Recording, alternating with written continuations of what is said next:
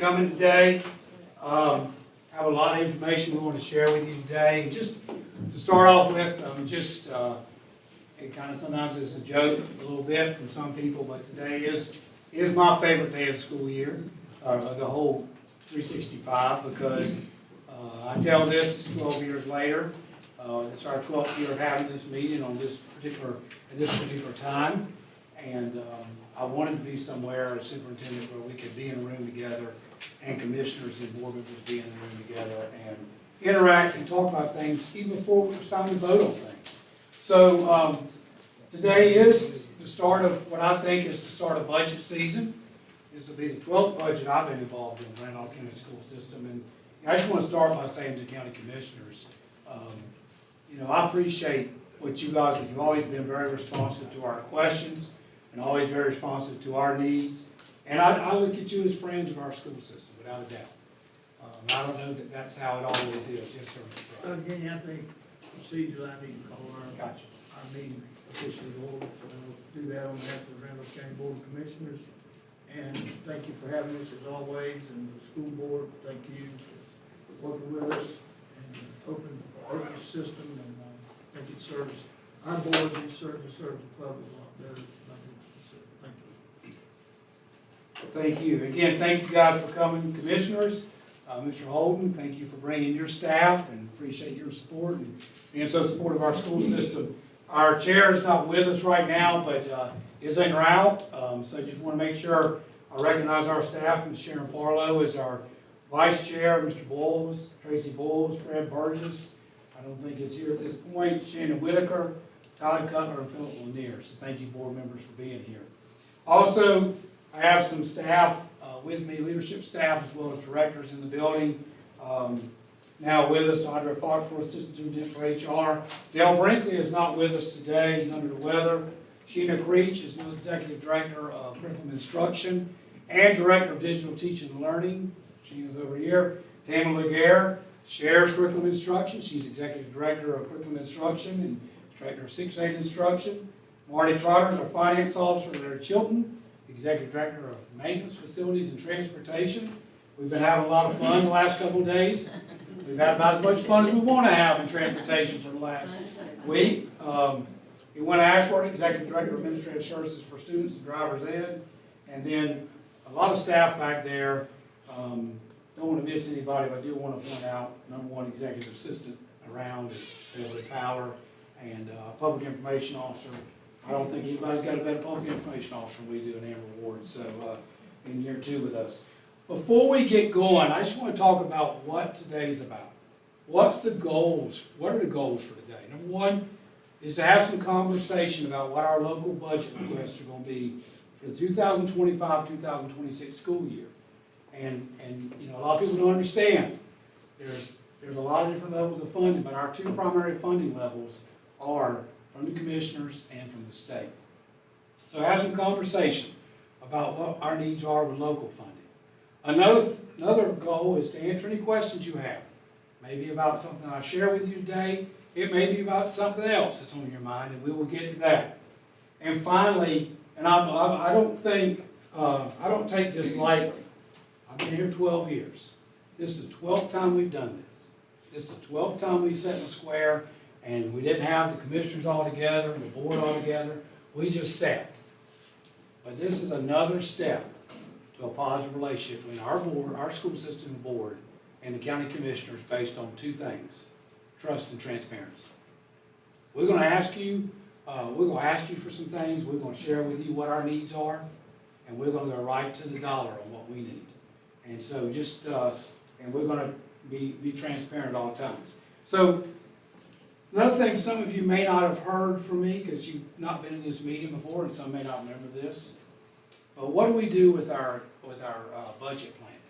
So we have some themes that govern our budget plan. #1 is we understand. I see what the county commissioners, what you do, and the different groups that ask you for funding every year. I see that.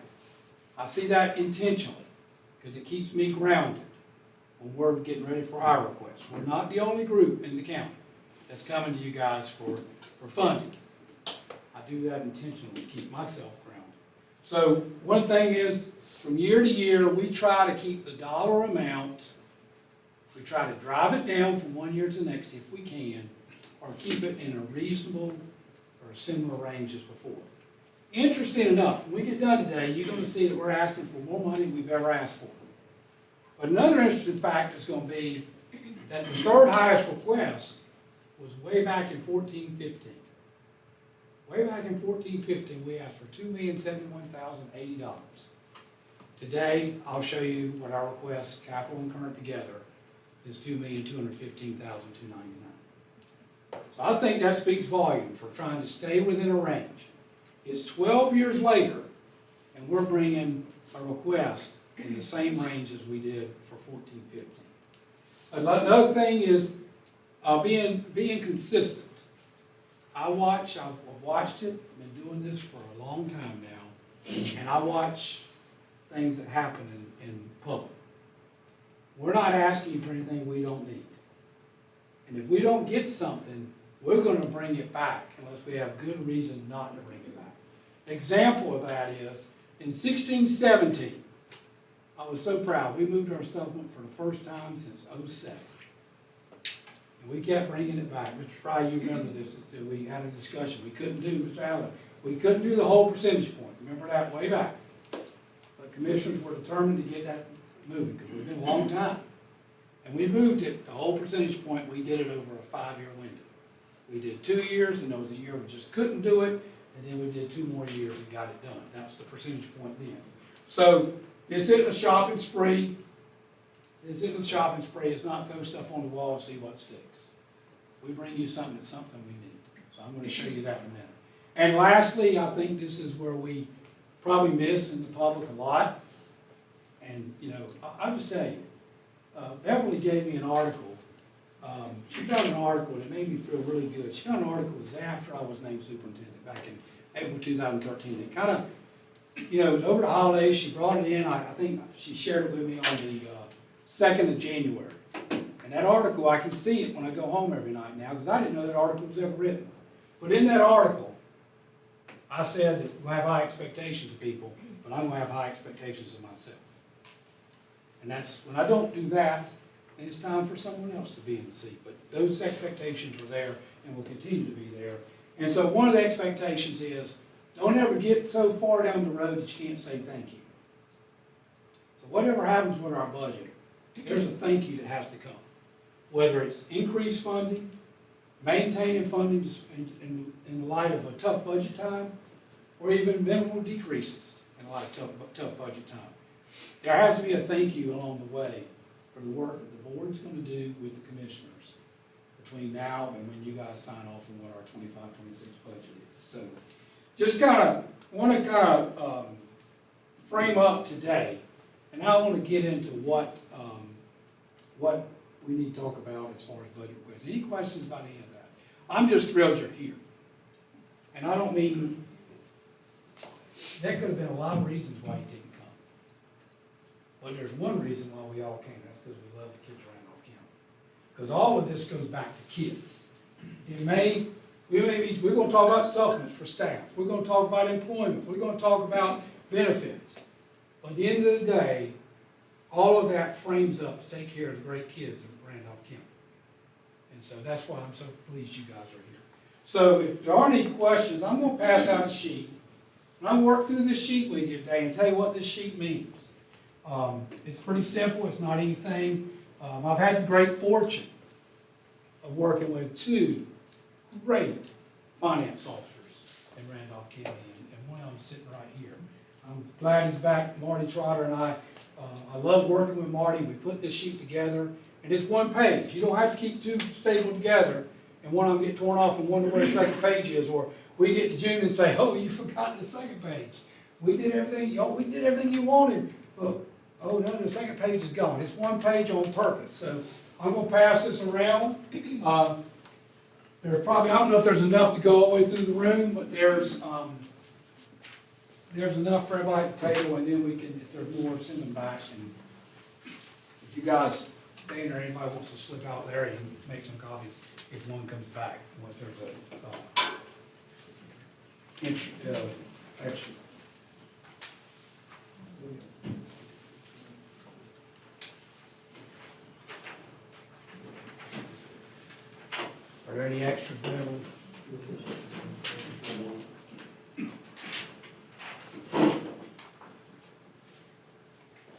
So, one of the things I think that happens in budgeting with school systems is I don't think everybody always gets to the meat of what's going on.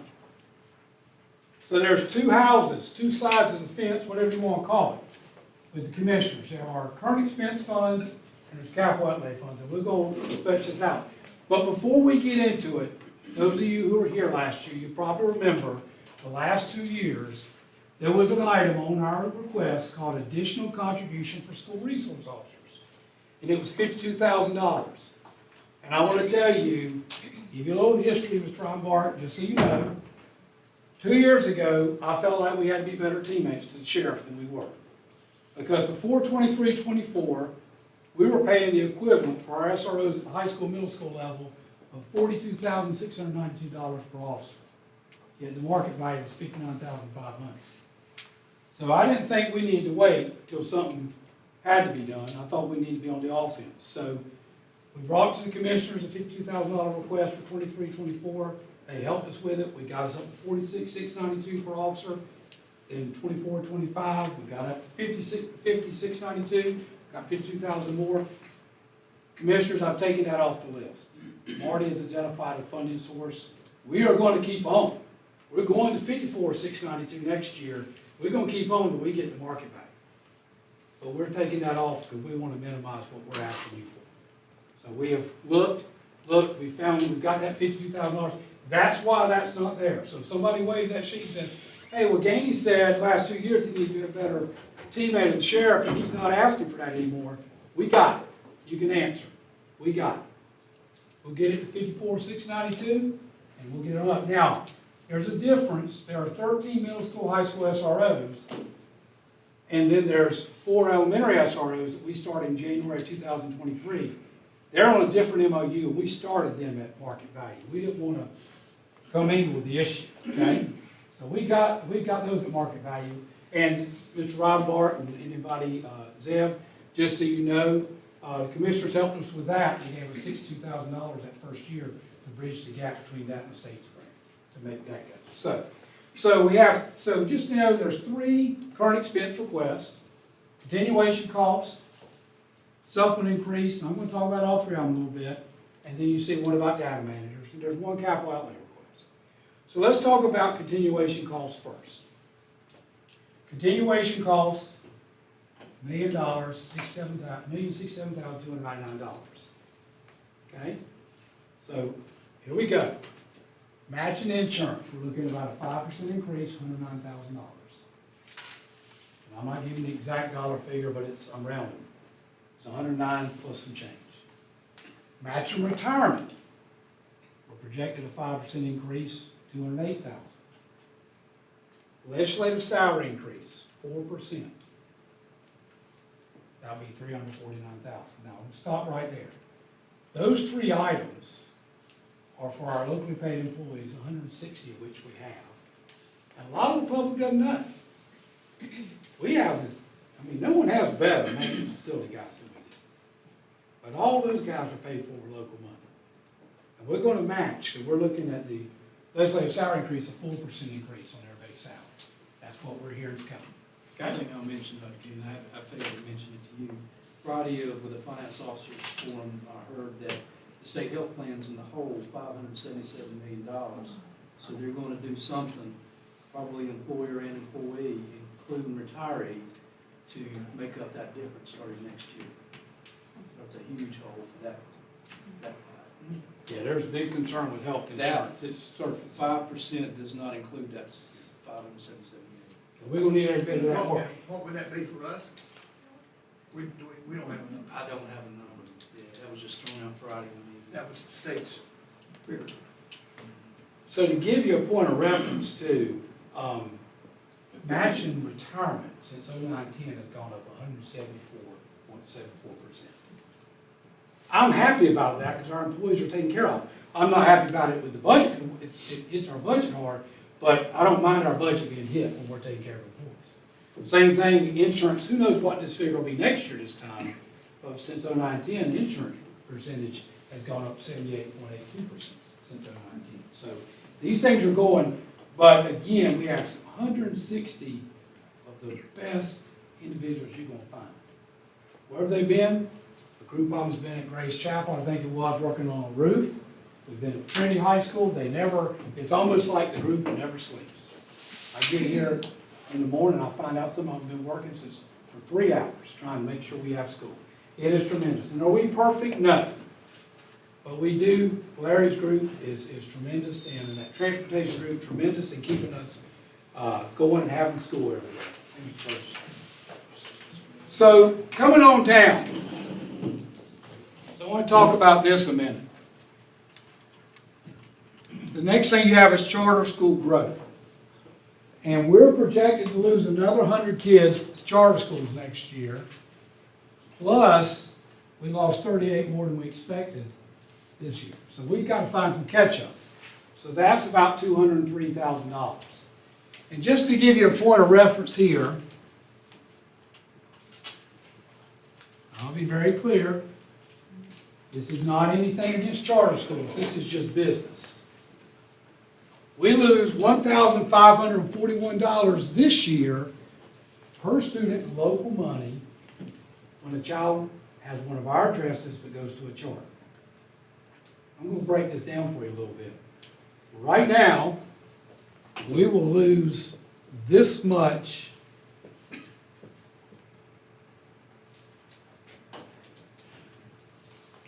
to charter schools from our local budget. Based on we have about 1,642 students in charter schools this year that would be with us if they came to a public school system. So that's the amount of local money we're losing this year. Now, another piece you may not know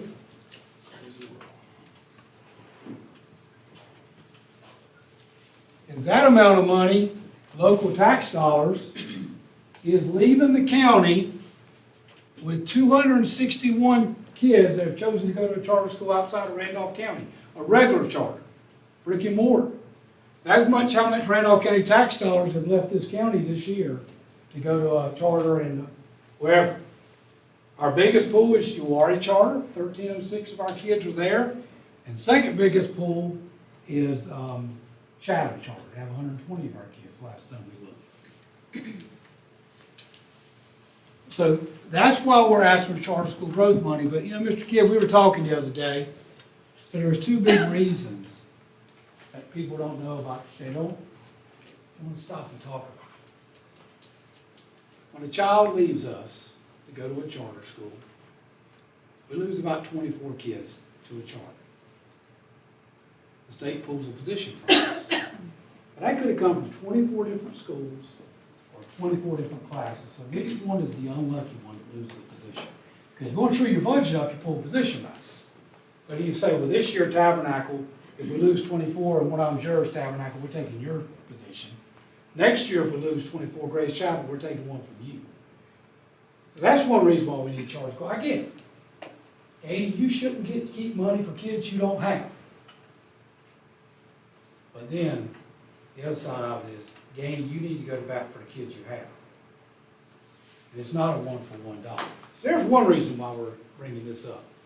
Another reason is, every home in Randolph County is assigned to Ashburn City Schools or Randolph County school system. Not charters, not privates, not homeschools. Every home, now what people choose to do is their call. But if a child has one of our addresses, goes to a charter, it's homeschooled or private school, we don't have money for them. But then one year they decide to go to a charter. They come by and get local and state money from us. We didn't have to give that either. We didn't have one on our books. So now there's another budget cut. So that's why the $203,000 is being asked. We have 75 kids in virtual charters right now. There's 2 state virtual charters, and then there's a new one that's popped up. It has 21 of our kids of the 75.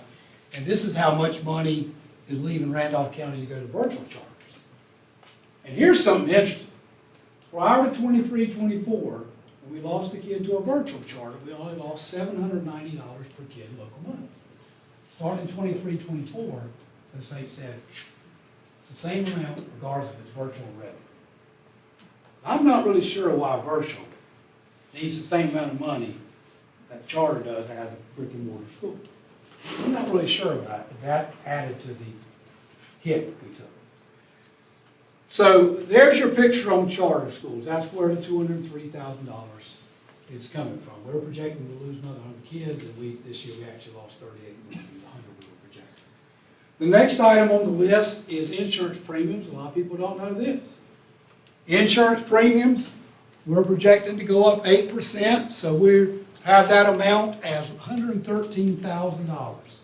So we have insurance, liability, property, unemployment, and workers' comp insurance. Many have auto as well, but those are the big ones. So right now, this year,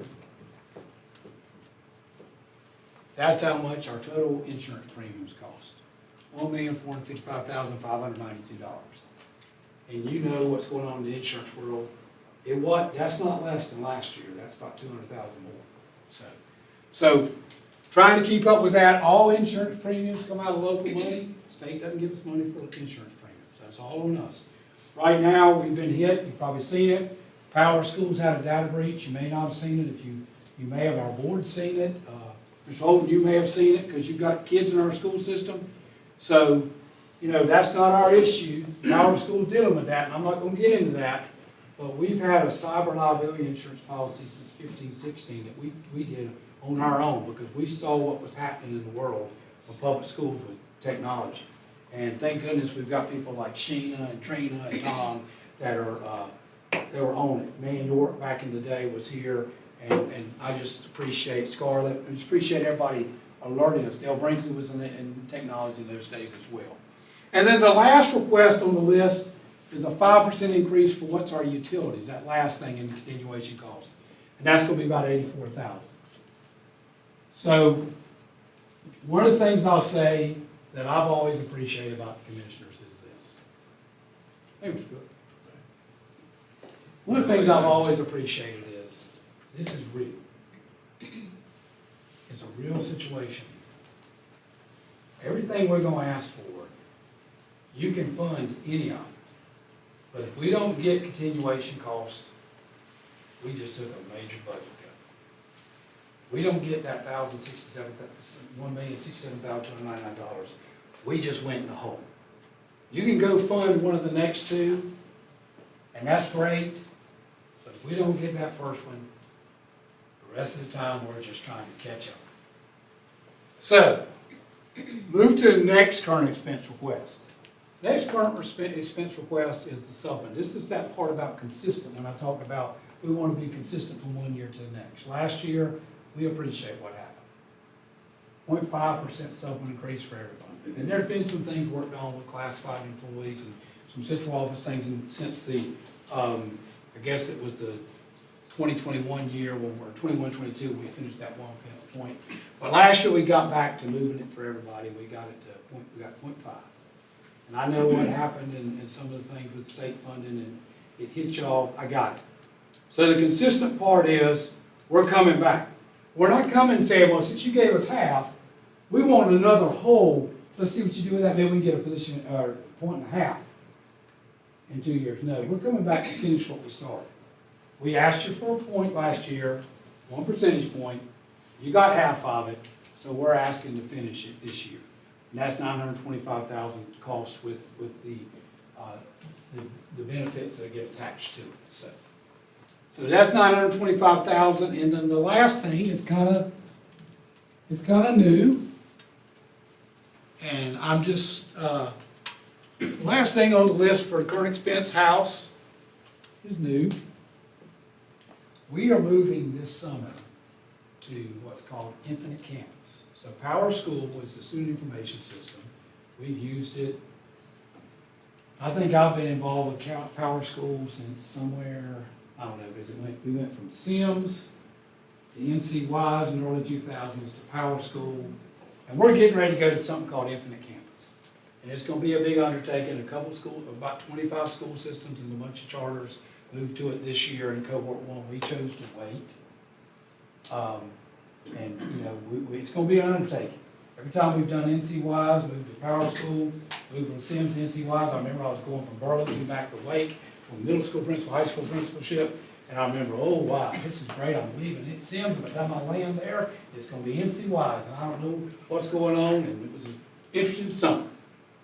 But here's what we have to have for this summer to go well. And I get it, there's some employees out there right now listening, and they're probably not gonna be real happy with what I'm getting ready to say, but our data manager's gonna have to be on site 11 months out of the year. We can't have data managers go home in June and come back in August when teachers come back and expect this transition to go well. To get them to 11 months, we need $123,000 to fund the 11th month. We need every one of them to be at least 11 months. So that's where that $123,000 comes from. So, I think Marty's known me long enough to know that when we got to the bottom of current expense, and that was the total amount, I didn't like it, and he didn't like it. Because that's a good number. That's a pretty good number. But last year, that was our total request going into when I say last year, this time last year, 24, 25. And our next biggest, again, capital and current together, was that going into 14, 15. So I kind of look at this and I say,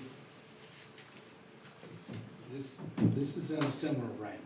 Now what can happen from here, I don't know, but again, this is what we need for current expense. Dr. Daniel, would Yes, sir. the data manager, is that be reoccurring? Yes, sir.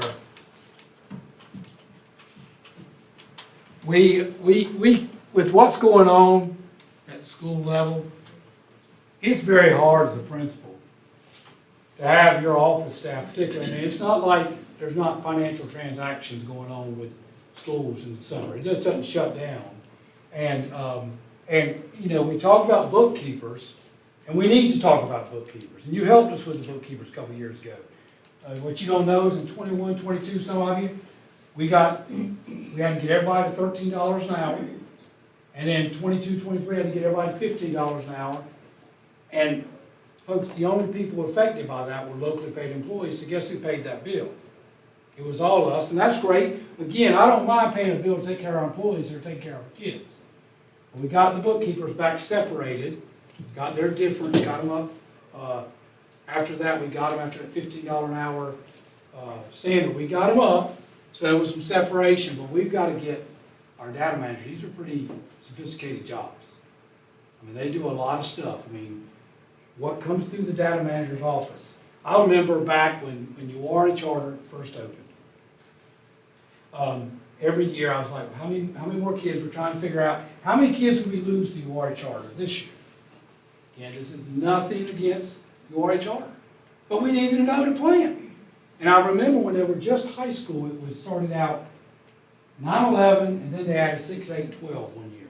But when they were 9-11, they were growing, and every summer I was interested in how many kids we lost so we can plan. And I remember the high school director at that time would tell me how many we have, but then a month and a half later, the number was a lot higher because we had records requests that may not have been processed because staff was not there for the summer. So that's a big thing, Mr. Fry.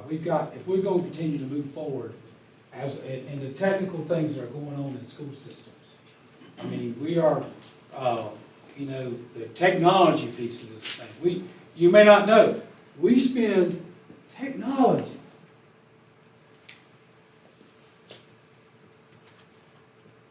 I don't understand why this doesn't register in Raleigh. I'm going to be quite honest with you. We have 22 technology subscriptions in this school system, and that's the total value. And this is the amount of money we get for technology from the state of North Carolina this year. Somebody explain that one to me, because in 32 years I've not had that explanation or at least in the last 12, and tell me this one. That's how much it was in 09-10. So we've gone from here to here, for how much we get for technology from the state. But I'll guarantee you, Sheena, we weren't at 601, 680 3 years ago. I guarantee it was less. So that's just an example of the technical things that are going on that a lot of times people don't see until it's their child's transcript that doesn't work, or their child's schedule doesn't work, or the phone numbers we've entered in data, the data managers enter don't stick. And we have an emergency, and we don't have all of the emergency contacts. So now, that's not a negative. Our data managers work extremely hard. And this will be a transition for them to get them to 11 months, because some of them are 10 months right now, a lot of them are. So,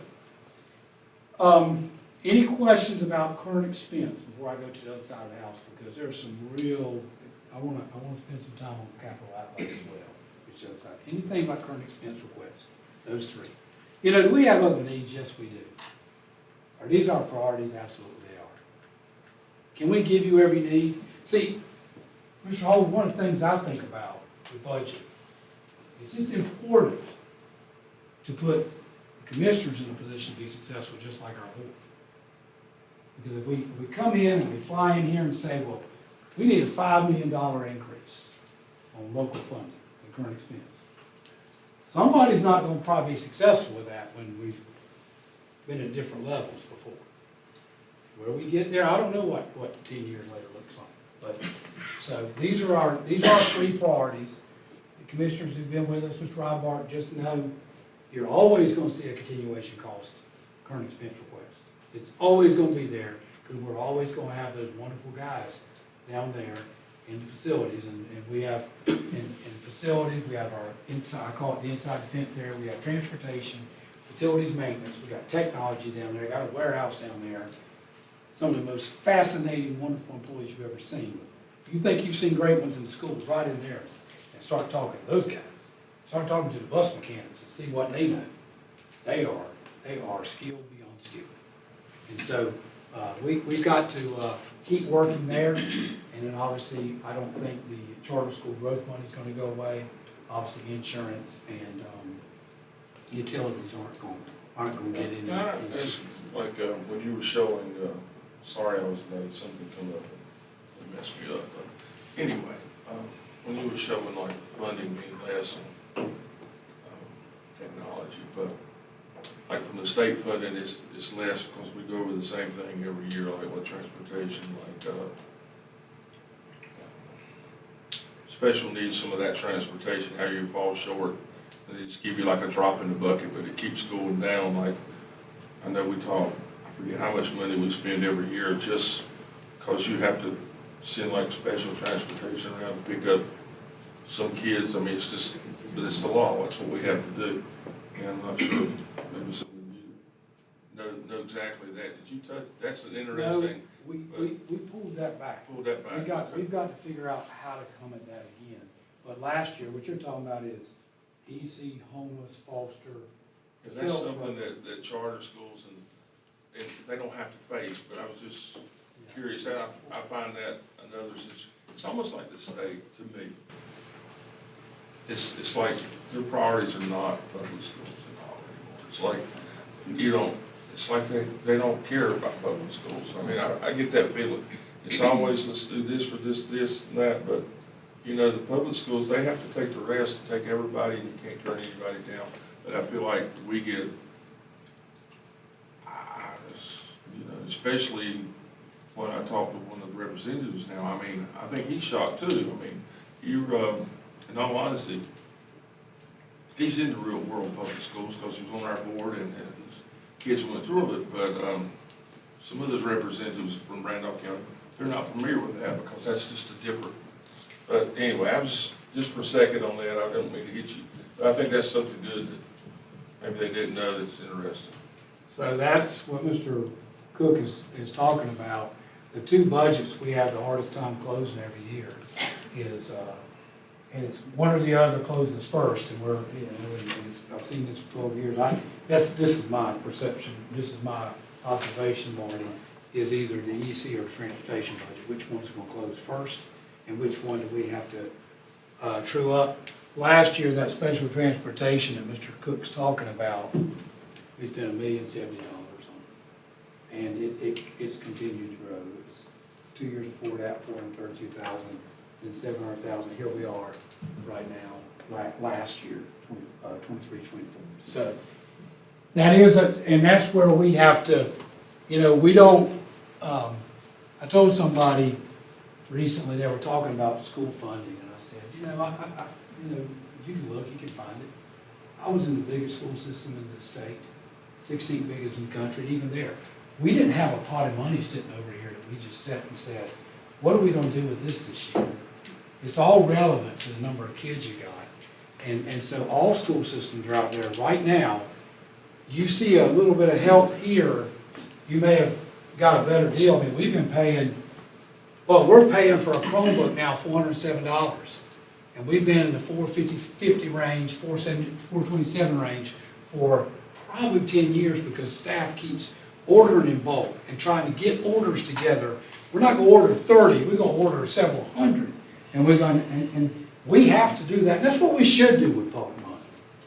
But with all this, end of the day, Marty's already got, we were already to January, and Marty's already looking. And so we've spent $209,000 on that special transportation already. But you said the first half of the year, well, we didn't transport anybody in July, and we didn't transport anybody until the last week of August. So that's really not a real reflection of how it's going to end. So just know that our responsibility is to use every dime you give us, the state gives us, the federal government gives us, to the penny, the best we possibly can.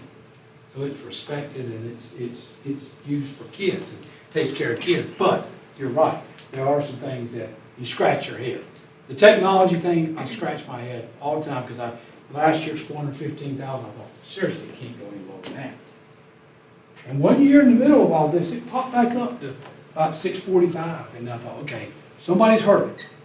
About 16, 17, popped back up, and I thought, okay, we're getting ready to go this way. Straight back down. So we're trying to be careful not to push state responsibilities on local, but we've got local needs that we can't put everything on you. So the next thing I want to talk about is one of the most exciting things I've dealt with in my career. And I didn't have anything to do with it, but I could sit at my desk and we talked, and this started, Marty, I think it started about the fall of 13, early in the fall, my first fall here. We were talking, and I said, Marty, you guys got you know what you're going to do. It was like, whose roof's going out? Remember this? I mean, I don't know when it was, but I knew his staff was well planned. So we started talking. And he put together a plan. Ray Kaiser was involved, Larry Chilton was involved, I do believe. Ray had not retired by then, had he?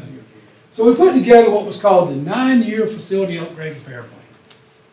It never saw the light of day until this very first time we met in January of 2014. We met in here, it's the first time it saw the light of day. And what's happened with this plan is beyond me. It's exciting, and all I can say is thank goodness that I had some staff members. I got Larry Chilton, who takes no credit. He just works all the time. All this staff, this leadership team, they just go. I'll go days and not see Andrea or Atlanta because they're working on things. But they went to work on this thing, and we brought it to the commissioners. So I thought it was, and it's still rolling. And I'm going to make sure, I'm going to say some things because I want to make sure anybody listening understands what the commissioners did for this. We don't have enough. I've got some more. So basically, the plan started out in 14-15. Just a little history lesson on the plan. So we came up with, Mr. Allen, I don't know if you remember this or not, but we came up and what I said to Marty then was, if we go to the commissioners and ask them for this, and they say they can't do, but they say, if we give you $100,000, what can you use it for? We ought to have a list with estimates of we could use it for this, this, and this. The bottom line is we went to the commissioners in in this meeting, January 14. We get to the budget, final budget, and the commissioners created a special kind of capital outlay. So there's three kinds of capital outlay. There's capital outlay for building schools, which is bonds, which we don't get all the time because we're not always building schools. There's the capital outlay we always get for a number of students we have. And then here came this special. So that first year, the commissioners were able to get us $250. We asked for $736.80, and here's part of that using our money. This is what we asked for. And we put $450,000 of our regular capital outlay on the table. That's what we call, Mr. Friday, remember we called our skin in the game. That comment was made many times. So we said, if you can give us this, and we put this into it, we can get to the cost of the year. If you look at that, you see every year's got a total cost. Well, that was January, and the commissioners couldn't do it so much. They couldn't. But here's what they did do. They gave us $250,000. And I remember, got that, I remember the night it was approved. Y'all didn't close the budget, you didn't close the budget, Mr. Fry, and I thought, I'd heard a little bit about this plan and got some traction. So we got that. So we had $700,000 the first year. And there went Larry and Marty. What are we going to do with our $700,000? It was what are we going to do with this? Within the next year, we asked for what we didn't get. We asked for $486,000 to finish the deal, and the commissioners gave us $500,000. So starting year 2, we actually have $1.2 million going towards this plan every year. So, bottom line was, just so the public knows, because I haven't forgotten this,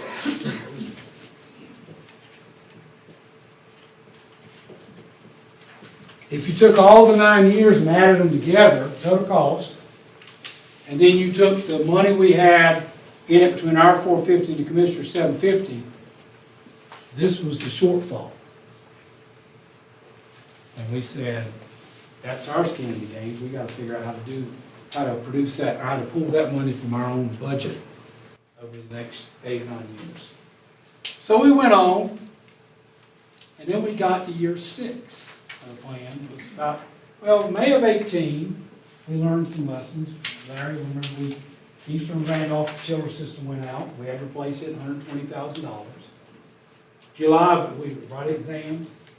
We thought we were okay, and in July of 18, the chiller system went out at Randall High School. We're like, oh, school's getting ready to start. Another $111,000. So then, here comes Marty and Larry. They've been doing their work, and they said, we have HVAC nowhere in this plan.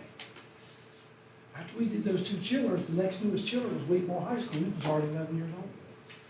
So we revised the plan in year 6. So year 6 was 1920. We asked for some additional funding, and here it was. Here's another one of those consistencies with our budget. We asked for $200,000 more to get us to $950 recurring money from the commissioners. Commissioners couldn't do it, couldn't afford it, but they gave us $100,000. So for 3 more years, we asked to finish that $200,000. And in 22-23, year 9, we got another $100,000. So right now, that plan is supported by $950,000 in recurring money from the commissioners. It's special capital outlay. So again, we've got money based on, capital outlay based on number of kids. It splits with us in Ashburn City, right, Mr. Fry? It splits by, we've got what percentage? We've got the $950 special capital outlay that we're grateful for every day. We've done a lot of things with that $950. And then we'll talk about building in a minute, but the bond money we use on training. So I wanted you to know that because we've been able to replace windows, parts of roofs. We've got very good. Larry's group has taken this thing of we're not going to take the whole roof. We don't have to. We'll do part of the roof, and very skilled at what their assessments are. Roofs, windows, doors. We have no more wood bleachers in high school football stadiums. We replaced Eastern's first. Then we replaced Southwest, we cleaned that stadium up. Nobody ever complained about any of these stadiums. We just did what needed to be done. Then we went to Trinity High School. We replaced lights at football fields. We replaced seats at Eastern Randolph's auditorium. We've done lighting in auditoriums. That $950,000, when I think about that, I don't know what we'd have done without that money. I'm pretty proud of our staff for how they've used it, and I'm really proud of the two boards for how we got to that 950. Because that took board members talking to commissioners and back and forth. So here we are. Our only capital outlay request is $100,000. Costs are going up. When we revised the plan, just to give you a couple indications, we did the bleachers at Eastern Randolph. We were seeing prices where our estimates were 6 years old and we were beginning to have overruns. Eastern's bleachers were $187,000, we had $135,000 set aside. Back then we replaced windows around that time at Tabernacle. We had to pay $31,000, we had $28,000 set aside. We saw our estimates weren't where they needed to be, or 6 years old. So here we are with costs, so that's where you get that $100,000 that's on your sheet. That is not, when I in these meetings, and just so you know, this meeting, I don't talk about the ADM student number, capital outlay, that comes regardless. I don't talk about on our budget sheet bonds, because that's a different situation. What I talk about is, so if next year you don't see us asking, if we can get that $100,000, you don't see it on there next year, we're not asking for any more for the facility upgrade repair plan. By the way, we revised the plan, that was year 6. So at that time, we thought we had something good. And we not only focused on HVAC and roofs, we also added years 10 through 18. Year 18 is 31-32 school year. Now, when you look at that, you may say, well, wait a minute now, they have HVAC, they don't have a school name. Exactly. We started putting placeholders in every year for the HVAC. We don't know exactly where we may use some of that, but back in 1920, we had other placeholders, now we've got school names beside. I think the first year, year 6, when we revised it, we went to Farmer, Ramsar, Eastern, and Trinity, and worked on Trinity High School. Did air conditioning, HVAC stuff that needed to be done. So, and you might see a couple years, you know, Mr. Rodenbart, you're seeing this, you might see a couple years that aren't populated. I promise you, they'll be populated with things. But then you see the roof issues, like, I think this is year 11 of the plan. Last year was year 10. The original plan had doing the Eastern Randolph High School roof. Well, now we're going to hold off a little bit on that because we don't, as we get into possibly renovating. And so when you see Southwest High's roof on there somewhere, I think Southwest roof, same token, eventually that might get bumped, Mr. Holden, because whatever comes renovation. So that was an unbelievable time. But I can remember saying to Marty, we were just talking, if I get to that podium, if Phil Kemp asked me, if we give you $100,000 what you're asking for, what you going to use it for? I felt like I needed to be able to look in that business and say, what could we use for this, maybe this. Mr. Haywood, I've loved every bit of we've been through several groups of commissioners, Commissioner Lanier, I've enjoyed working with the accountability piece from our end, but this is that we've been expected to share back with y'all. So that is where that $100,000 capital outlay comes from. Can you touch on, I thought it was pretty interesting, we had a conversation. Of course, I know, Marty, what was your driving force? I'll never forget the night you and I said, I forget who else was with us, but it was early on, it was before you got here. And Harold, I know some of you will remember, we were sitting in the commissioners meeting then. Remember when another guy was presenting the budget, and I mean, that was the worst night I ever sat through in my life. We completely, we felt, that was total embarrassment. Nothing was together, and we completely bombed that night. That probably was a drive behind the 9-year plan, I think. What about like a school system down the road, for instance, like last year, you read a lot about being in trouble with facilities and all. And, someone who lives in that area, that when she come to see you, she wanted a copy of the 9-year plan, that you should share. That's kind of cool, because her school system, Our legislator asked for a copy of our plan. So, yeah, that was real. That happened in my office, and I was like, and said we needed this, we wouldn't be in the trouble we were in now. I was sitting there thinking, well, it's on the webpage. I first said, whoa, there's one on my back table. So I went and got it, because I thought that was an opportunity, just, and look, you're only as good as your last minute as a superintendent and a superintendent's staff. I mean, you really are. I mean, we could have 3 heat systems knock off tonight, and people will be up in arms and wonder what kind of planning we've done. But, I would say, something like that happens is not because we haven't tried to prevent it. And it's not because the board hasn't been involved and the commissioners haven't been involved. It's just, we had a chiller go out last year at Wheatmore High School. And we had the money, we couldn't get the part. Remember that, Larry? And I think it was last spring, wasn't it? And that wasn't fun. I was been there as a principal with a 2-story high school, and they told us in February, bring your fans, because the chillers won't be here till the summer. I'm like, whoa. And so I understood where Eric was and his staff. No wonder they were hot. I mean, as hot as it was warm. But, I would say the 9-year plan has been a real good tool for us. And so that's our capital outlay request. And I don't, I'm willing to share whatever we have with other colleagues and other people, but I also know how this came. This came from ground up, and that's a lot of times your best plans come from ground up.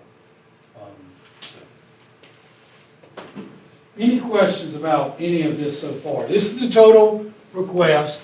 This is with the current expense and the capital outlay together. That's the total request. And again, last year's was this out the door, because we did not have a capital outlay request last year. So that was for 24-25. I say last year this time for 24-25. But what I'm really proud of is that was for 14-15 right there. So we hadn't gone off the curve here and just said, let's see what we can throw at the wall and stick.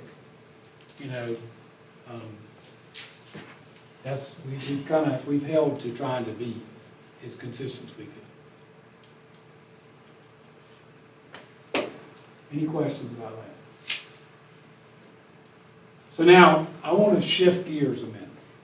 I want to shift gears, and I want to just talk about something, and I know this is public, and I want to just share it and let you know where we are as a system. So this has nothing to do with the budget that, Mr. Rodmark, you've got it, Mr. Holman, you've got it, the other commissioners, you've been here. Something about what I've presented, you have questions, you call me, I'll meet you wherever you want to meet, I'll talk to you. My job, my number one job as superintendent, in my opinion, is to try to get the resources so all the staff can do what they need to take care of the wonderful kids in the school system.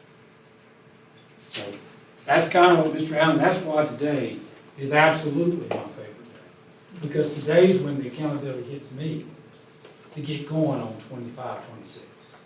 That's when it kicks off. Now, to say that I started on it this morning, no. We've been working on this, I think, Marty, we worked on it back in September. This sheet came to fruition in reality in September. Mr. Allen, he started the meeting that way this time. Yeah. He did. He did this one. I hate on this. I always look forward to hearing that. I mean, because I look at you and we both, I don't mean that. I think he does. So, here's what I'm going to tell you before we go to the next thing. Here's what I'm going to promise you. We're going to be transparent with you all times. We're not going to bring anything to you on that sheet or this board that we don't need. We're not going to play games. We're not going to play games with you. And I'm fully aware that whether it's local money, state money, whatever money, federal money, It's public money, and we're responsible to use it with integrity to the nth degree. So that's just where I am. I have a lot of respect for you. The fact that you come over here and do this, I also have an accountability piece for me to continue to earn your trust. As board members change on my board and on the commissioner board, is to earn your trust. And my staff being trusted by me. So I want to change gears a little bit now away from this budget. I want to talk just a little bit about the building plan a little bit. And just kind of share where we are. There's a lot of things swirling. What's phase one of the growth plan of Randolph County School System. I just want you to know where, if you said sit down in the chair and start talking, this is what I'm talking about. Right? Number one thing, if we could build a new high school in Randolph and a new Liberty Elementary School at the same time, that would please me to no end. But it's not about me. It's about what our debt for the county can handle, which is managed best I can tell, managed brilliantly for who knows how long, but long before my time and long way back. But if we can't build them at the same time,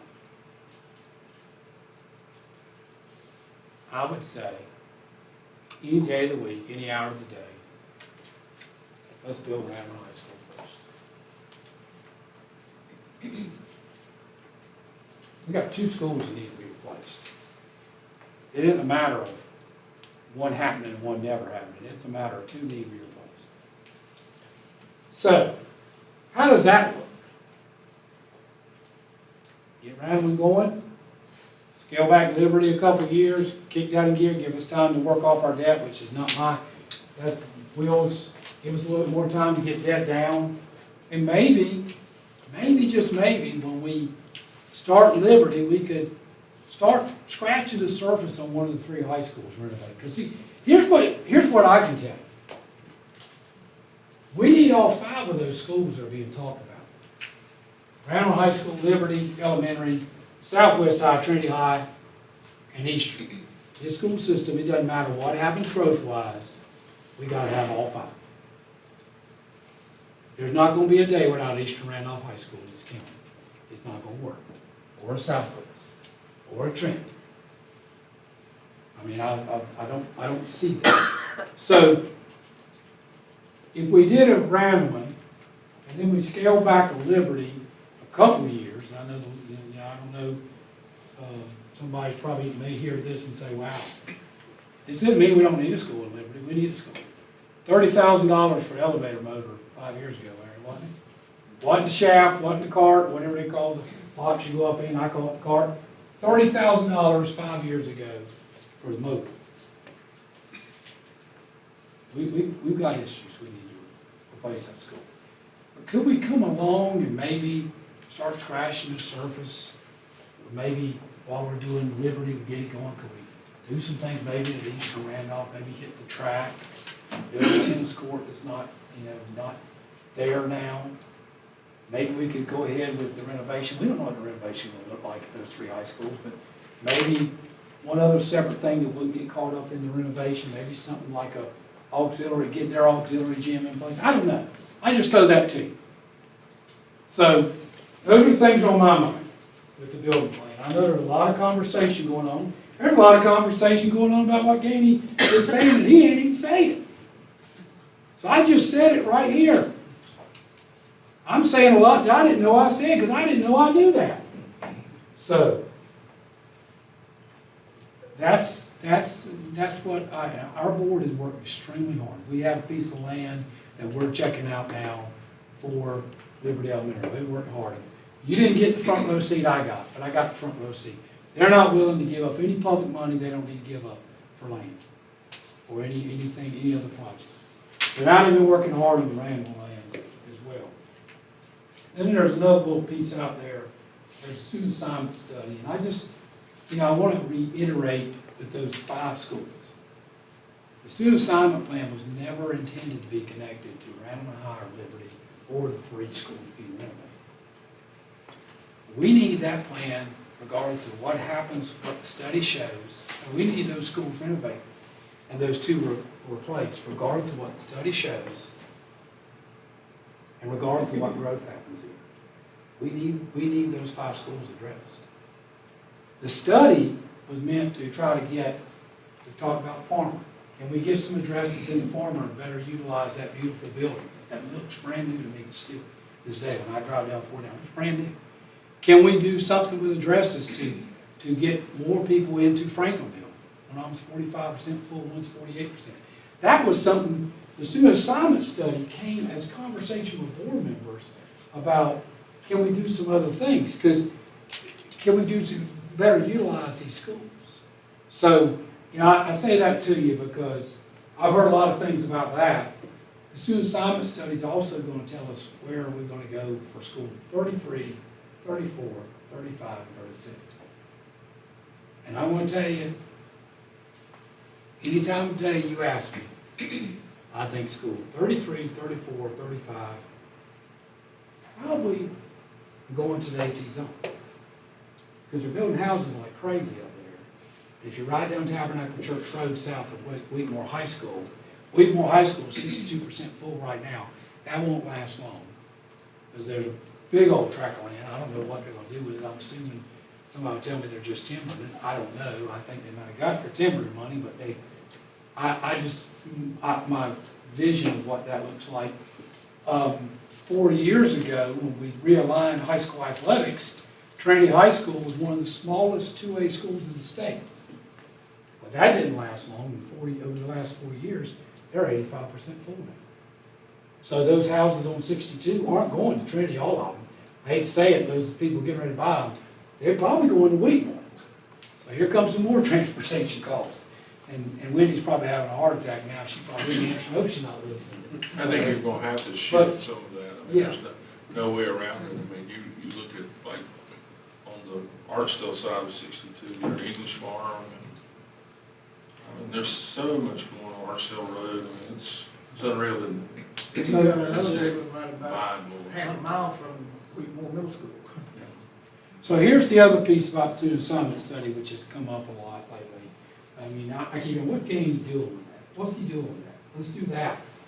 Okay, well, I'm going to tell you, if you go by student assignment study, I guarantee you, the next high school to be built is probably going to be rejected out of that, in the northwest part of the county. And then we're going to still be sitting around a high school, need to be replaced. And probably the next elementary school is going up there too, but we just brought 2 trailers in at Hopewell this year, and you see what's beside Hopewell. They cleared all that land out. We've been ridden down the Welborn Road, is that the road that runs in front of Hopewell? So, but the student assignment study, which is about to start, by the way, is Dale and I got very close to it last week, Dale Brinkley and I, real close. But what comes out of that is probably a 1.5-year project. Because, we got to see what the study, they're going to be looking at nodes of population, helping, we talk about things like maybe land banking, which I told them, said, guys, this is going to be a difference, this is going to be a change, it's going to be a culture change too with land banking.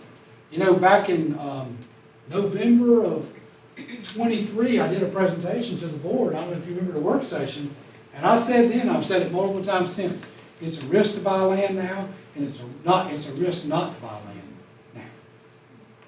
But that's why we wanted to get the student assignment group involved in that student assignment study. And we're not unlike any other school system. Other school systems have to do the same thing. This is going to be new to us. Yes, sir. Student assignment study, is that looking at the entire county on an equal basis, or is kind of focusing in on hot zones that there's a possibility of shifting students? Well, it'll be across the county, because what's going to happen in Northwest is going to start, what's going to kick up is where some schools need to go 33, 34, 35.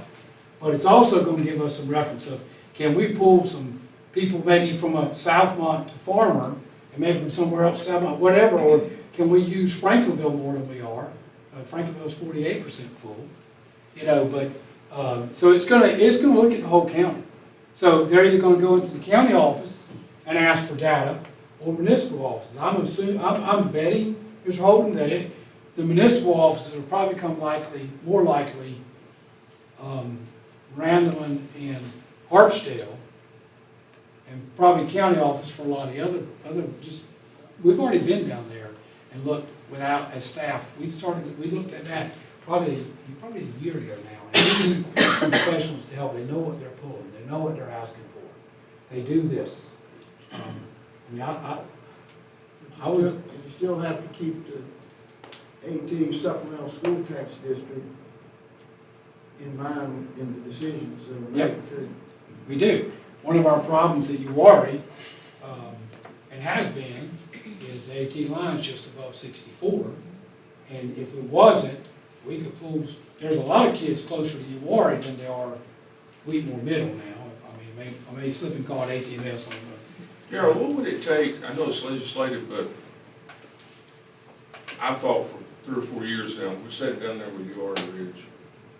If you could, and I'm not sure those people would not like the fact that they could go to that middle school, you know, where they come back to Wheatmore. What, how would you pull that off? Do you have to go through legislative? Or, Yeah, you have to have a vote by the citizens to do away with the district. I mean, I know where we, issues that benefit, or sometimes I wonder if it's, of course, you got Asheboro City with it, so it would be hard to, I mean. Well, but it's a difference. Archdale, the tax district's different than, in their city systems all around. See, Do you think it benefits us now as much? I think it almost hurts you now to a point. I know you get the extra those stuff, kids but- that you just mentioned maybe going to UR Ridge, their parents would still be paying a supplemental school. That's what I'm saying. They'd So, still be I mean, paying it would be tax. hard to, I don't know how you fix that. People have to vote it out. Yeah, the question is there, I think what you're saying, is there a way for someone to live in the AT zone and not pay tax for it? Then go to that, you I know, don't that's, think you can. I don't think you if you could get out of that, and I think some would probably maybe go that way, it'd be a lot easier travel wise. Wheatmore High School probably would have been built further Not south. where it was built. Southwest and Trinity instead of where it is. That's a big issue right there. Because if you got a kid who lives over around Wheatmore, 5 or 6 miles, and wants to play football, so they go to Southwest, skip it over to URI, they're driving 30 miles on the way to school. I mean, back in the They can day, it was drive great, 5 but it miles a hurts week. now a little bit, some of it hurts, I think. Even though you benefit from it, but still. So, Well, and y'all, you might know that staff, principals in AT schools give $12,000 more supplemental tax to work there than their cohort does at Randall. yeah, high school Yeah. principal gets 7, and it's what, 9 for middle school and 7 for elementary, 7,000, 9,000. And it's the same thing for APs, since The principals. coaches get supplements, the band director gets supplements, they all are paid out of that tax. Teachers get 4% additional than the other 23 schools, and classified gets 2%. Now, that wasn't there till when I first got here. The first 1% for classified surfaced during my first year, so. Just like in your list here, you've got another half of 1% to up the countywide supplement. Well, the AT They teachers get are gonna that. get that, plus the supplement that's paid by that tax system Yeah, on top of it. those supplements are nice. It's just, so, Now, I don't, in my question, I don't know what that does as far as recruiting with Guilford County. Davidson County's probably paying a bigger supplement than we are. Right? It may keep some in our area from up that way if you want to go, but I'm sure it does. Yeah. we're pretty competitive with Guilford, in many ways better. I mean, not Guilford, excuse me, Davidson, you say Davidson. We're pretty competitive, if not across the board, better. But we are not competitive with Alamance, Guilford. Chatham never really been able to get their total supplement package. What about more? More, their teachers are 2% above us. They're at 8.5, our teachers are 6.5. Now, their principals, their, their high school principals are 3.5% higher than our high school principals. And it's all relative, you come back down. I keep a chart, Marty's group keeps a chart, and he shares that with me. So we're getting there, but, you know, we talked about this, the supplements, we just gotta keep pushing because, you know, I think climate is great, you can have climate as a recruiter, but sometimes you don't need climate to get overrun by some sheer issues such as Alamance's lowest teacher salary is 10%. Ashburn City's lowest is 7.5% for teachers. And I usually talk, when I talk supplements, a lot of times I go to a teacher supplement because that's the one that resonates. Because everything else across, you know, but, yeah, you're right. If we can get this 0.5, everybody gets that. You know, that goes across the whole deal. So. Let me go back though, you know, you're talking about the principal thing. There's been times when I was Trinity High School, for example. There was a time back when they went through some unsettled times with the principal, and I think that supplement did help a lot when we bought the last, because I think you needed. It's helping right now. Yeah, it helps a lot. Sometimes, like, I think at Trinity, when Dr. Tall come in, they needed Dr. Tall. And he stayed there. And that's great too, you know. And you got stability of week. Yeah. And they're forever. It's not, I mean, every level has its challenges. You And I know, don't know if everybody, the whole county had a chance to do that in They could. 1966. That's what I used to tell them, just go out and vote it in. I mean, I wish it was every term, but nobody wants to make that. It was defeated, but it passed in every precinct in Artsdale, Trinity, area. Did you go out and try to, you probably was one of Logan them. Alderson, Don Miller, those are the guys that got behind it. Don Miller spent hours, he drew the meets and bounds of the district, we had a vote, and the people passed it 64. And we had a supplemental school tax, it's illegal, but it's grandfathered in. There's 2 of them in the whole state. Wow. When Dr. Gang was talking about the assignment piece, I'm thinking like you are. I think we're definitely going to have to address some student assignment. Can't do that overnight, and fill in some seats. Farmer is a huge issue. And that's our plan to do that, but it would be a lot better letting somebody come in. Then it'd just be easier than us trying, because you talk about, it's not a popular topic. And I'd much rather, they're doing the work, this is here, let them show it, let them take the heat, because when you start assigning students, there's some heat, big time heat. And I've sat through a little bit of it before, I don't want to deal with that. But also from a board member, and from living in Artsdale and Trinity. And I told Dr. Gainey this early on, I said, my concern, if they come in, all you got to do is ride in Artsdale and Trinity. And I mean, Lord mercy, I could be on that student assignment. You ask me, well, I gotta get ready. You need to build another Trinity High School. That's easy. It's easy to pick. And as board members living up there, yeah, I can sit here and tell you, man, I'm gonna sit back and be selfish. Let's let that happen. But I'm not. That's not fair. That's not fair for the rest of Randolph County. That's not fair for Randleman that's sitting down there with 21 trailers. When you go across the roundabout, you see a trailer park. It takes, you don't see the school. You don't notice the school. You don't notice that beautiful stadium, Charlie Gregory Stadium. You don't notice that. You notice those trailers shining over the top. I tell you, I got out And Saturday that needs to be morning, fixed. That school's not safe either. about 3 hours in the county, just in the snow, and I drove as far as the locked gate would let me to get down into the parking lot at Randleman High School.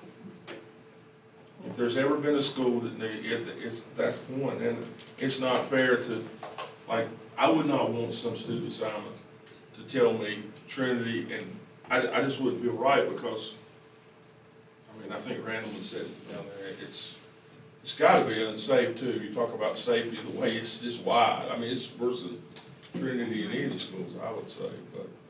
We've had two very active principals around the high school in my time here, and that has helped us tremendously between Dennis Hamilton and Corey Phillips. You'll never have a chance to get the land, the piece of land you're looking at now, to be in the perfect location, and the way with the water, it's the watershed or whatever, you'll never find it, I don't think. So my thing about the assessment is, what type of risk are we putting the taxpayers' money at by not doing it first? By saying, okay, we're gonna spend however many millions of dollars building Random High School, we get almost done with it. Now the study comes back and says, well, within 5 years, Random High School needs to have 200 more students, and we don't have it big enough. We did some growth, but we didn't do enough growth. So that's my concern with not having this Well, I don't think you assessment ever- done first, to make sure that when we build these new schools, we are building them to the right capacity for the growth, and not pigeonholing ourselves and knowing 5, 6 years down the road, well, we're gonna need to add on to this school. We built How it's gonna Wheatmore cost with us 1,000, and you could go up to 1,200, I think. We've also got some room, real, in all reality, and I'm not going back and picking on a couple men that's no longer on this board, but in all reality, Randleman could have been lessened a little bit by sending some of those kids to Providence Grove when it was done the first time. And it wasn't, simply because of sports figures and jockeying here and there, but I mean, that's water under the bridge. I mean, we've got some room to move some of that in the direction, correct? Yeah, Providence Grove's for 55%. Sure, Bob, when you're talking about that way, I'll take it when we built Trinity Middle School. I told them I'd vote against it, they didn't have the seats. Yep. And we did, and luckily we did have the seats. And the thing is, these studies is a 50-50 crap shot. I mean, when they built Uari Ridge, they were looking for that area to grow. It didn't. And then it didn't grow because some people wanted to build and some people didn't want people to build out there. Exactly right. And that's what happened out there. It was projected to grow, and when it came to it, it got voted down to look bigger. And with farm, the community of farmers changed. The southwest areas got hit hard by any place in the county as far as the charter school. If it wasn't for the charter school, you probably would have farmers sitting down there 65% full. The community's changed. It used to be a community. Now it's move in, move out. It's because the older people who live there, they raised their families, they're gone. They moved away. As these older generations die out, the land's being sold, it will grow. I see the growth. I'm out there, I'm looking for growth. I'm looking for my fire tax money. I see it. It's growing, but it's not leaps and bounds like Trinity is, not like Randleman is. Talking about in the big subdivision down off Old Cox Road. There's gonna be areas that grow, but you just don't know how. And with the economy, you just have to wait and see. It's just one of those wait and see things. You're right, Tracy, Randleman is still a community. Yeah. Trinity's still a community. Mr. Rodman. I know when, we had a conversation, you said Random has just been steadily just growing and growing and growing and growing. So we know it's there, we know the growth is there. I worry about spending that much money and then not knowing what the experts are saying is coming. Well, I can tell you, it can happen. My first year as a high school principal, we had 200 kids show up at first day of school that nobody in that school system knew were coming. I mean, it was a large high school, but that was a hello, wake up, we're here. They were there. I mean, they were enrolled. You got some limitations there because so much of that area is in the water critical area of the lake. And that control building, and they gotta have 2-acre lots. It's not like a guy putting 6 houses on an acre, that some of the units are putting up. So that's sort of self-control, some of it. Mr. Crowell, watched this earlier, when we were talking about Liberty Elementary, putting that off. As commissioners, y'all seen any other growth outside of Toyota? Have y'all heard anything from, Well, we got the raw store that's going there in Sophia.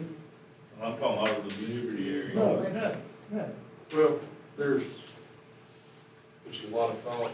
If you talk to Scott Kidd over in Liberty, they're getting ping, but as of yet, I don't see a whole lot on the ground. You'll have a lot here and a lot there and a lot here and a lot there, but those are existing developments that is fill them out, but there's been nothing like over in Trinity, or in Trinity, where you've got traffic buildings coming in, site development. I think most of the growth is, some of it's gonna be signed by water and sewer. And we're working on water and sewer, coming up 49, that's gonna be a part of it.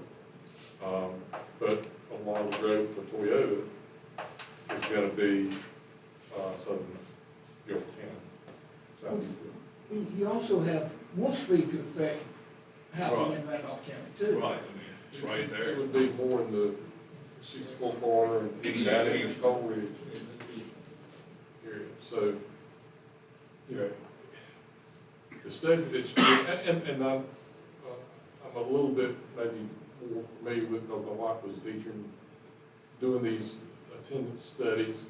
You know, they're pretty smart, and they can view the trends and make some assumptions, and they're reasonably accurate. They're not going to be exactly accurate, but that's better than going out and just kind of looking, and they put some thought into it.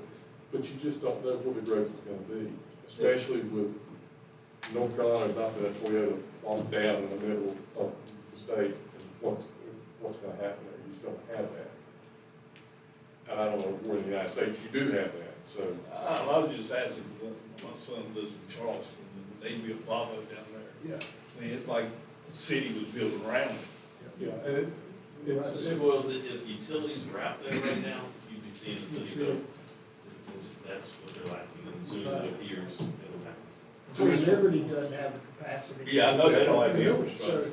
well, It's limited. part of it's water coming down from Ridgeport. That solve some of it.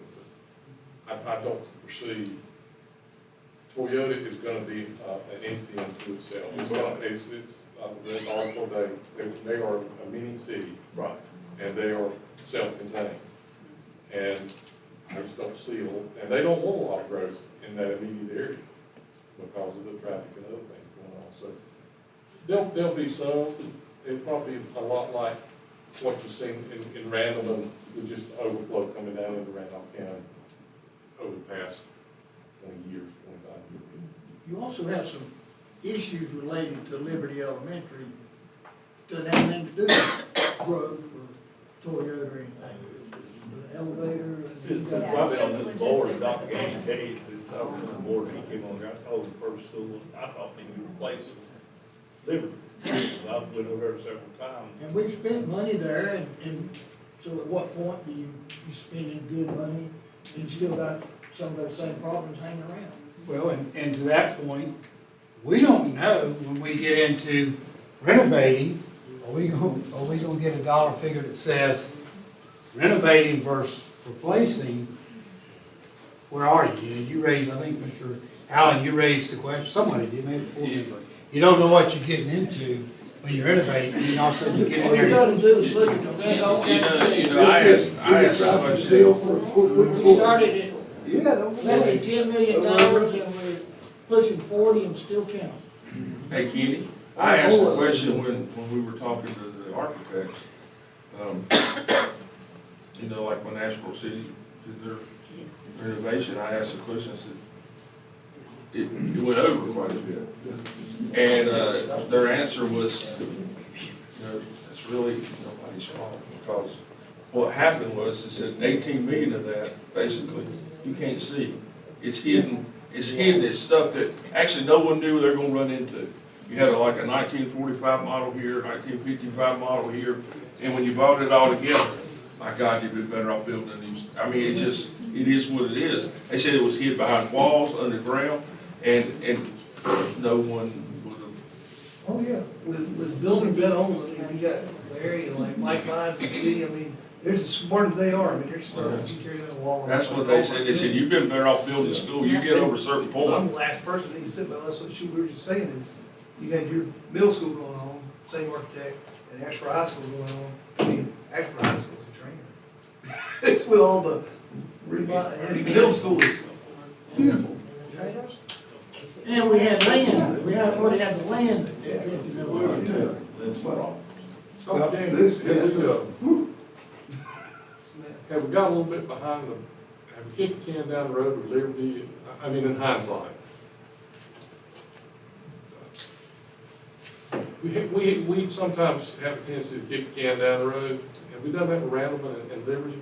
Because that, I think we can work through that. What scares me is you mentioned schools number 33, 34, and 35. And then renovation. Well, Well, yeah, I mean, just to be transparent, yes, I mean, you, and anybody listening. and I'm not putting blame anyway. We're not I'm not gonna say kick the can down the road, because that puts it on somebody's feet, I'm not gonna do that. So number one, what people don't know is, unless you were at the first June board meeting with the commissioners, you guys funded the study. So, and I can tell you what we just saw, we're inside of that amount, okay, so we've known that. But then we got into the land issues with Liberty, and we're not done with Randleman High School. So, yeah, that's caused a delay. But I also want to remind anybody, I mean, again, this is, Amy's saying stuff that I don't even know what I'm saying, I must be talking in my sleep. But the phase one of the plan was never about growth. It was about dealing with our existing schools.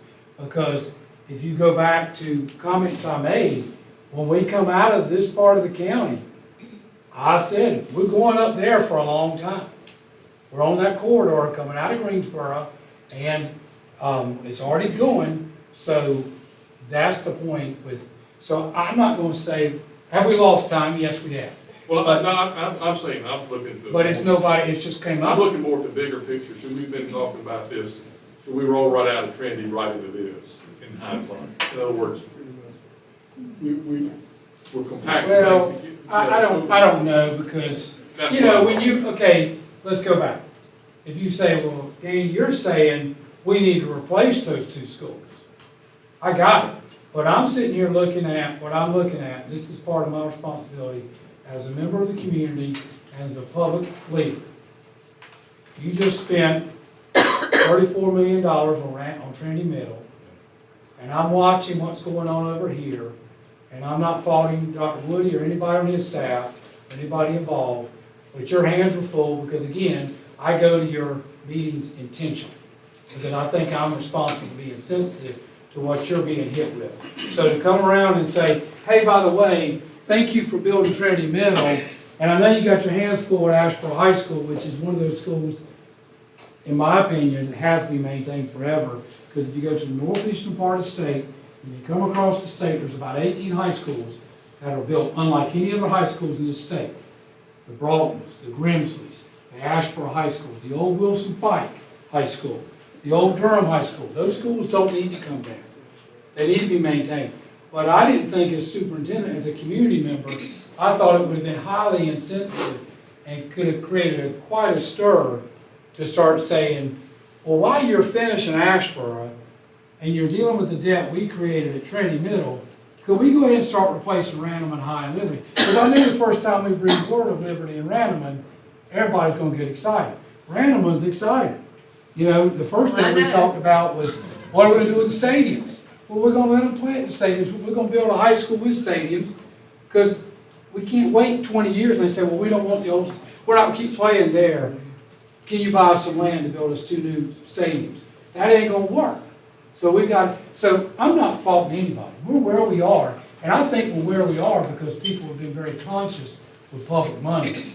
And, you know, I remember watching Dr. Woody go up to y'all at the meetings, and I remember hearing those conversations, and I remember thinking, he's got to be uncomfortable, but Dan, it's like you said, you get inside these walls and there's things you don't see that had to be done. You couldn't just say, well, we'll get that next renovation.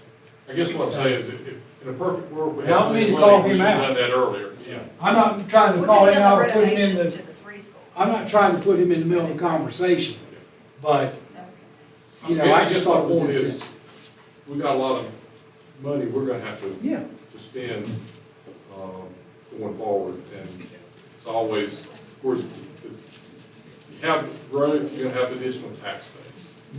And that'll pay for some of it, but it's not gonna pay for it day one. Yeah. But I think one of the reasons, and this is me, and, you know, he and I had a conversation, I mean, I think he asked the whole board, I know we had a conversation one time. The last meeting that Sharon and myself had with Darryl, you, David, and Will, said, it kept coming back like, if you spend, being transparent, we can't spend $100. If you do that, you're gonna take all our money, and basically, we're gonna be locked for the longest time.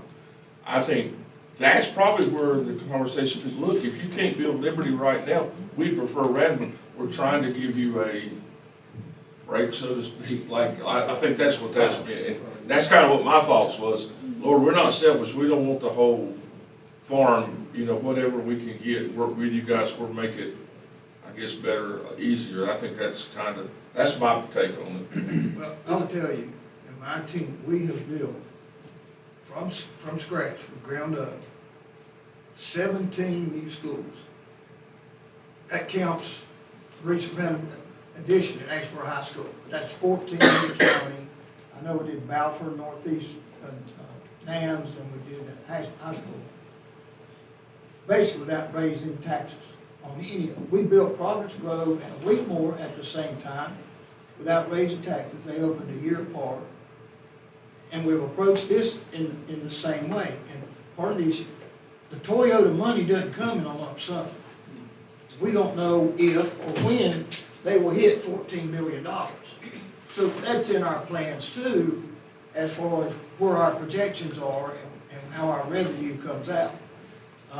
But having your priorities helps to make that work. I mean, we know how to plan, and that's what we're doing here. It's been suggested we have a bond rating right now. You're taking a big chance there. We only had one, and that was in 1991, and it passed. Comfortably it passed. It was like $32 million. It went for $140 million. We've done the rest by not having to increase taxes by building these schools. And that doesn't count major renovations at Seagrove, at Liberty. At Trinity Elementary is basically a brand new school. We did that. We did Seagrove. We've done major renovations all across this county without creating a burden on the taxpayers. And we're trying to do that at the same time, but still address the growth of the county, and that's the approach that we're taking. But here again, we have to have Toyota money to make this work, and we don't know to how quick that happens. So, phase one, the two new schools, the renovation of the 3. How long do y'all feel like we can? Do you have any idea how long we can stretch that out? We've done stretched it out 5 or 6 years, or 7 on the eastern Randolph, southwestern Trinity. My concern with Trinity is I don't know what to do with that, because they're landlocked. I was hoping you'd tell me. They're landlocked in the sense that, you know, where do we go? Because obviously, if you're looking at high school, this is my opinion, the board hadn't even discussed this, and I haven't discussed it again. Trinity's going to need a high school, and where are you going to put it at some point, if that area keeps growing? But with Southwestern Eastern Randolph, we, again, kicked that can down the road, and I'm not blaming anybody, it's because, you know, I've had ties to it since the late 80s, but, you know, those folks would be happy with a tennis court, track, and auditorium, just to be honest with you. If you got them Just to that, feel compatible. they would be happy with that. They'd be very But, you know, I don't know where that money's gonna come from, no, I don't. The flip side too is when we start talking about history a little bit, just, I don't want to get lost in history because these two boards work together, and I think we can get to a solution. But we spent $595,000 in a 4-year window instead of building a $19 million elementary school and a $40 million high school. originally when I got here, there was a high school scheduled for Southwest Zone, and we did the URA school project for $410,000. And when I got here, Randall Elementary was 128% full, and that first summer, you guys helped us, so we spent $185,000 first. And I'm giving you dollar figures of what those schools cost back then. And then even before my time, Mr. Fry, you know this, y'all in the board worked, I've got a dollar figure of $400,000 in '96, which led to the reopening of Braxton Craven, which was temporary. And that went on for 24 years till we got Trinity Middle, and it worked. And that's why the county, in my opinion, is where it is with the managed debt and everything great. So, you know, we're gonna sit here and we obviously gotta follow your lead on what you can do financially. But I felt like that we need to at least put it on the table, even though that was not what the meeting was about today. But I felt like if we can scale some of this, that may be an option for how we fund all this. I don't know. We got one middle school that furnished two high schools ever since we Well, this sure works out a lot better now, don't it? Yes, it does. You get their identity having two middle schools. So I think both boards, everybody in this room agrees. We need the 2 replacement schools, and we need the 3 renovations, and then we need number 33, and we go from there. But you add all that up, it's a lot. And even if you take it in bites, it eats up a significant portion of what we can generate revenue-wise right now. And if you take big bites, it means we gotta wait. And so we need to choose wisely and work together. And we will. We'll provide whatever information you need us. I'll keep our board informed. We'll keep you informed as we go, but I just wanted you to know if we're not gonna do, if we can't, if you come call and say we can do both, here we go. I mean, but I would say, I'm not speaking for Larry Chilton, but I'll tell you, if there was the first 2 schools we want to replace in this school system, would be the 2 that are on the list. Would you agree? So I spoke for him, but he nodded yes. So. He's been up a lot. He's had to keep all these heaters going. It's about my business. If your kids go to Trinity High School, don't call me, call Larry. No, don't call Larry. Don't call Larry, you may take it, you may not be good. I did ask Dr. Cole, the basketball games, they are running the air conditioning. I mean, it is freezing in that It shit. may not be the air conditioning. It may be the heat not working. Hold on with that. Hey, I would tell you, I'm not gonna tell you where I was. It was not one of ours, it was not one of Ashburn's. I was sitting in the gym and I had to move down because I was getting, it was either the heat not working or the air conditioner blowing on my head. So, but thank y'all for Hours sleep sleeping. have you had in the last 3 days, Larry? Well, I know that, but you're used to it. Why you think you slept more than Larry I? likes to go to bed early, you don't. So I want to ask you guys a question, maybe you can help me, something that I would like to know. Who funds, like, I hear RCC, a lot of talk, money they're spending, this, who funds RCC? Do you guys do, or how are they? Is that quarter cent sales tax? Some, but the state has the bigger chunk of it. Okay. We told them, we don't have, with this, we don't have, we ain't building that campus. I'm just curious, because I hear people talk about it, and I hear a lot of money being spent. I just wondered who's spending. Do they still have that quarter cent? Was it a quarter cent sales tax that Bob Shack for? Don't bring, because we haven't been given it to them. I said, don't bring that up. I just, I remember that. They asked about it. We get, Are we being recorded? We're approaching- Holy crap. we're approaching $5 million for that quarter cent sales tax. $5 million for one quarter cent sales tax in this county. That shows you what the growth is. I'm sorry, I shouldn't have asked. But we've been giving them $500,000. We have used that money to retire the debt on these schools we've been talking about for the county.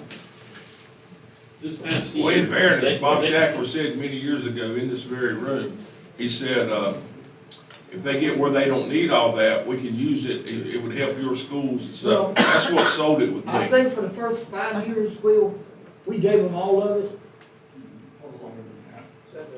It started off at $2.8 million, and now it's up to $5 million.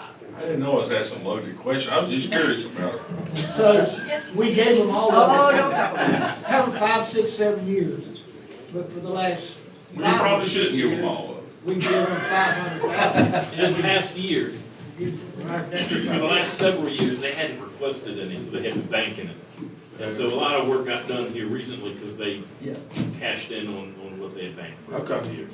So They had almost $9 million banked. That, which You was- guys have handled that money well. Which they didn't take out when we funded the 500,000, or whatever we put aside. And that's what they used, they bought that land and lived. I think the bottom line here is, Yeah, pouring a lot of concrete, we get it. the schools are not the only ones that's coming and putting pressure on them. I mean, there's a lot of other departments within the county and RCC, there's a lot of folks out there. And I think we try to be as fair and equitable as we can. At least, I think so, and some other people might judge a little bit differently. But if there's never enough money to go around for everybody. We have major, and y'all do too, payroll issues. Yeah.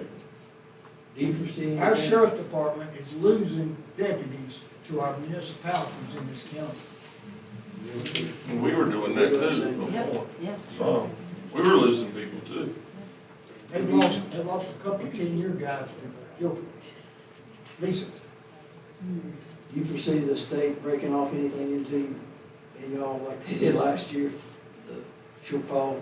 that shortfall, it will forever going forward be a shortfall. That was a revenue that won't exist or will decrease. You also have to remember Western North Carolina has changed. That's getting the money now. And like Well, in Melissa, California. I don't have any. Yeah, I mean, everything the federal government, you know, West North Carolina. I just know how the state operates sometimes. Exactly. They'll start You something get- and then tell the county to fund it. All right, I'd like to thank y'all, Gary. Thank y'all. Thank you guys for all coming. y'all. Not just tonight, but every time I run in the field over at Joe, there once in a while, he's dead. And, drop by and see Gary, but just thank all of you for what you do and for keeping us alert, keeping us aware, and, as we work to put a plan together that we both can live with. Appreciate y'all. Thank y'all for coming. Yes, sir. Thank you.